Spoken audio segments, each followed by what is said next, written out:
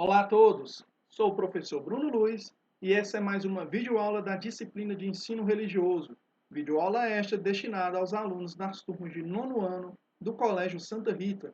Nessa nossa quinta videoaula, vamos dar continuidade ao tema a desobediência ao mal. Como lutar sem violência, como conseguir seus objetivos, sejam eles objetivos individuais, coletivos, um indivíduo, um povo, uma nação inteira, conseguir lutar sem violência física, sem conflitos, sem guerras. E vamos conhecer então o grande nome dessa não violência, um grande exemplo de vida, o Mahatma Gandhi. Então vamos conhecer um pouco aí mais especificamente da história dele nessa quinta videoaula. Vamos lá, vamos continuar. O pequeno homem de grande alma, né? Então, Mahatma Gandhi, nascido Mohandas Karamchand Gandhi, né? Esse era o nome completo dele. Depois, chamado popularmente de Mahatma, Mahatma Gandhi. Gandhi ele nasce em 1869, na província de Gujarat, né? Hoje a Índia, na época fazendo parte, então a região fazendo parte do Império Britânico da Índia, do Raj britânico na região.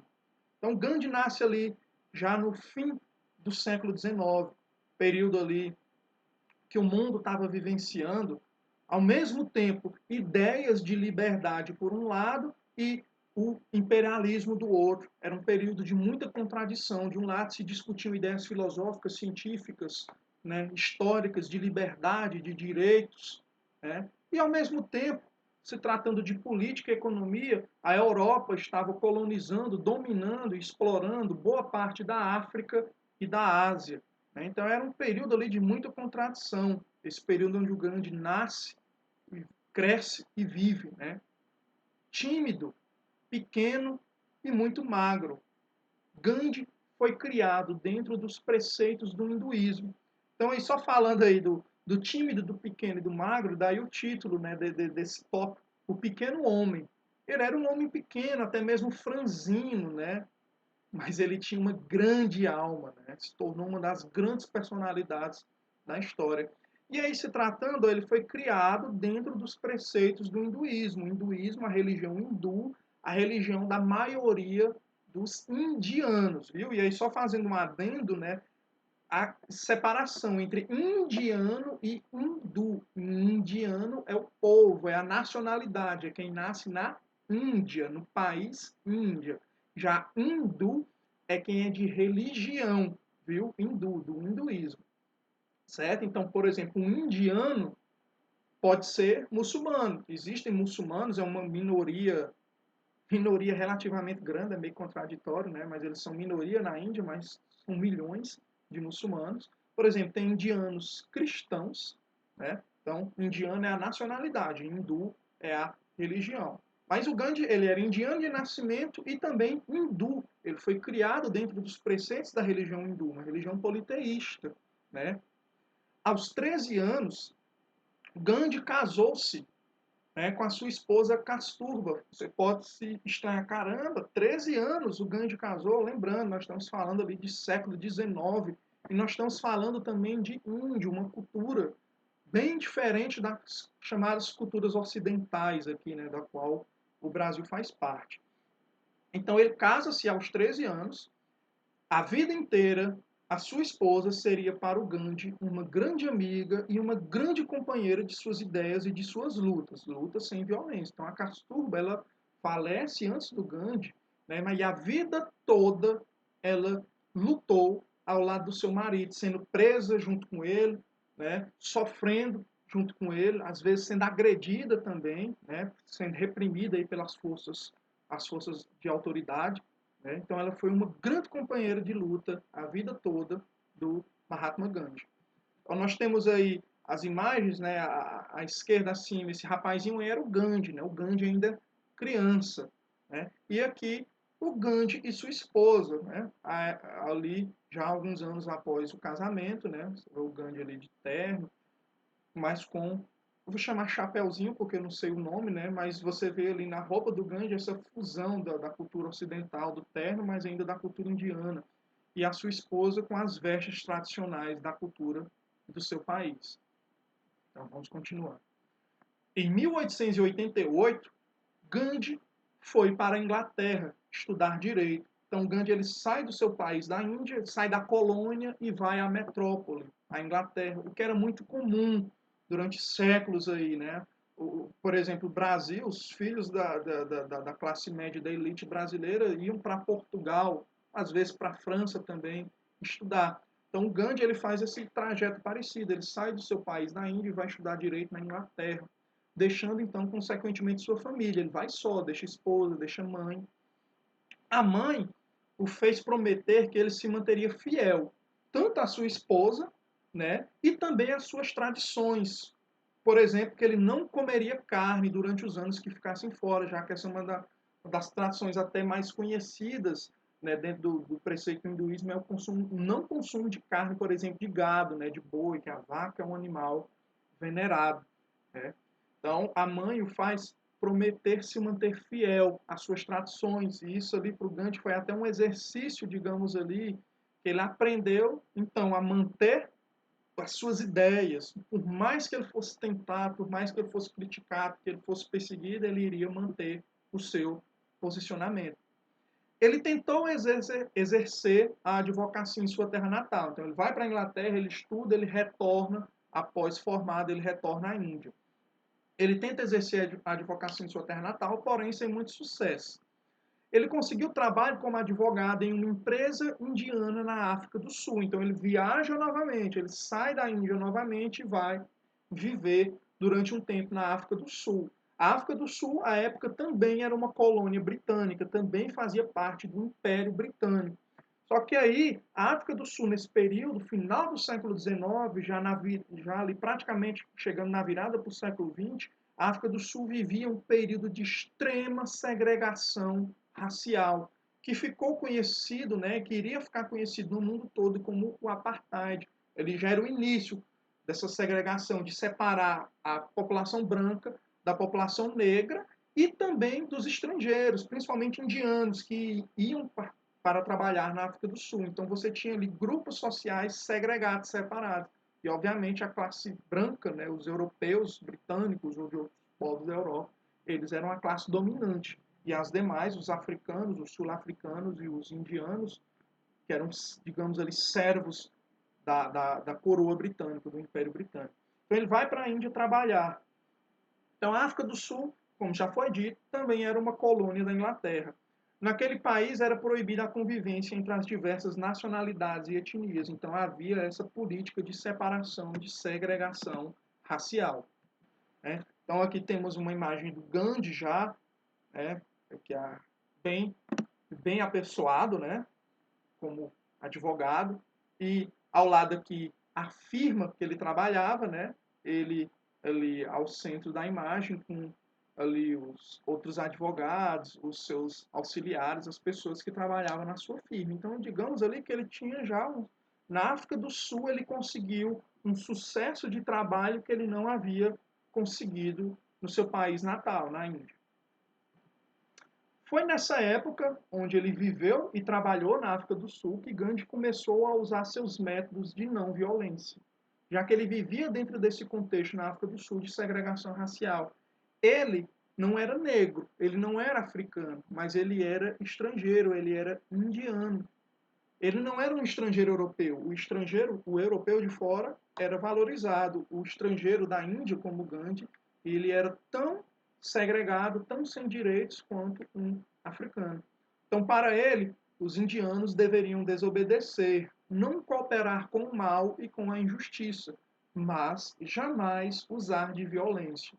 Olha só, então, os milhares de indianos que viviam ali na África do Sul, que também eram segregados, o Gandhi conclamava eles, vamos lutar, mas jamais usar violência. E como é que se luta sem violência? Um dos exemplos das ações de Gandhi na África do Sul foi o seguinte, lá um indiano não podia andar na mesma calçada que um europeu e tinha que portar um documento especial. Então ele tinha que andar o tempo todo com um documento que identificasse ele como um estrangeiro, como de uma classe mais baixa, digamos assim, de uma raça, de um povo inferior ao europeu. Ou seja, um documento que provava o racismo. Né? Gandhi, então, organizou um movimento de queima desses documentos. Então, eu não vou carregar esse documento preconceituoso comigo, esse documento que me separa dos demais seres humanos, que me rebaixa, que me coloca abaixo de um outro povo. Então, ele chamou aos outros indianos que queimassem esses documentos. Então, é um ato forte, queimar, incinerar, mas não é um ato violento. Ele não estava agredindo ninguém. Mesmo assim, por essas ações e outras ações, ele foi várias vezes preso e várias vezes espancado, torturado. E mesmo assim, ele não usava de violência. Ele poderia, após ser preso, espancado, torturado, ao sair da cadeia, chamar os seus companheiros, os seus compatriotas indianos, ou mesmo os africanos, sul-africanos, a pegarem armas contra os europeus. Mas assim ele não fez. A cada lei injusta dos ingleses, Gandhi dava início a um movimento de resistência. Toda vez que uma nova lei separava ainda mais os povos, as sociedades, Gandhi iniciava um movimento de resistência. Com isso, sempre colocava o governo britânico diante de uma situação muito delicada.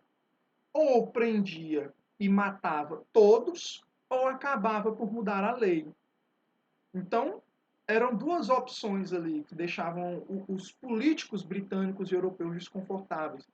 Se eles prendessem e matassem todo mundo, eles tomariam prejuízo, porque os africanos e os indianos eram a mão de obra, era quem trabalhava no pesado, era quem sustentava a classe dominante europeia. Então eles não podiam prender e matar todo mundo. Então, eles eram forçados a mudar a lei. Não que mudassem totalmente ou acabassem, mas dando uma, digamos ali, afrouxada na lei. Então, Gandhi fundou também na África do Sul, né, além de fazer todo esse trabalho ali de politizar a população local, né, de enfrentar os governantes sem violência, ele fez uma coisa interessante. Na África do Sul, ele comprou uma fazenda, ele fundou uma fazenda, a chamada Fazenda Tolstói, né, em homenagem ao grande escritor Tolstói. Lá não haviam empregados ou servos para limpar, cozinhar ou arar a terra. As crianças recebiam educação com amor e diálogo. Ou seja, na fazenda que o Gandhi comprou, haviam ali centenas de pessoas, de famílias que moravam ali num sistema comunal, de comunidade. Ninguém era dono, ninguém era patrão. Um não mandava no outro, o outro obedecer. Todo mundo ali estabeleciam regras comuns de convivência, de trabalho e de divisão dos bens. Né? Então era uma sociedade comunal, coletiva, né? Parecida até ali com aquelas sociedades, entre aspas, primitivas, né? Ali do início da humanidade, né? Onde tudo pertencia a todos, não havia uma propriedade privada e não havia divisão de terras. Então, acima aí tem uma fotografia do Gandhi e algumas das pessoas que viviam ali na fazenda que ele comprou, né? E abaixo aqui nós temos o Leon Tolstói, que dá nome à fazenda do Gandhi. E olha aí uma das frases, um dos pensamentos do Tolstói. Toda reforma imposta pela violência não corrigirá em nada o mal. O bem não necessita da violência. Então Tolstói, já antes do Gandhi, já pregava a não violência. E o Gandhi então se inspira nesse grande pensador para dar nome à sua fazenda e também para sua história de vida e sua vida, né, política e sua vida de lutas. Então, novamente, toda reforma imposta pela violência não corrigirá em nada o mal. O bem não necessita da violência. Então, olha aí o pensamento do Leon Tolstói. E aqui nós temos, na fotografia acima, Gandhi liderando uma marcha de milhares de pessoas nessas passeatas que ele fazia contra as leis injustas que o Império Britânico criava para separar e para explorar cada vez mais, tanto africanos, indianos, asiáticos, como no geral. O Gandhi, no centro da imagem, está sendo abordado por dois policiais, por dois guardas, né, que estão proibindo aí a manifestação. Mas, ora, eles não estão pegando em armas, eles não estão fazendo balbúrdia, eles estão apenas fazendo uma passeata, reivindicando. Essa é uma forma, um exemplo de lutar sem violência. Mesmo assim, o Gandhi era preso, o Gandhi era agredido, né? E aqui Abaixo nós temos aí um pensamento do Mahatma Gandhi, né? Onde ele diz: a não violência nunca deve ser usada como um escudo para a covardia. A não violência é uma arma para os bravos. Novamente, a não violência nunca deve ser usada como um escudo para a covardia. Pelo contrário, a não violência é uma arma para os bravos. Então Gandhi fez todo esse trabalho na África do Sul, né? E foi ali na África do Sul, nesses anos que ele viveu na África do Sul, que ele, digamos, ele fez seu estágio, fez sua preparação para lutar sem violência, para saber como protestar contra os políticos dominantes, contra a sociedade dominante, que era a sociedade inglesa.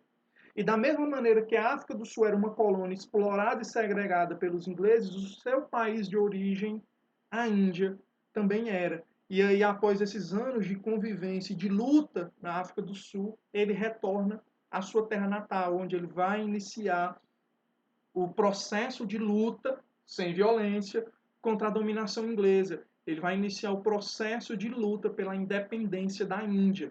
Um processo ali que vai demorar décadas, mas ele vai conseguir. Spoiler, né? Ele vai conseguir o seu objetivo, ele vai conseguir a independência do seu país em relação à Inglaterra. Então, é isso aí que a gente vai ver na nossa próxima videoaula. Então, na nossa próxima videoaula, nós vamos ver o retorno aí de Gandhi ao seu país de origem e como ele consegue a independência do seu país sem sangue, como diz o tópico do próximo conteúdo. Então, pessoal, até a nossa próxima videoaula. Continue aí focado nos seus estudos e até mais.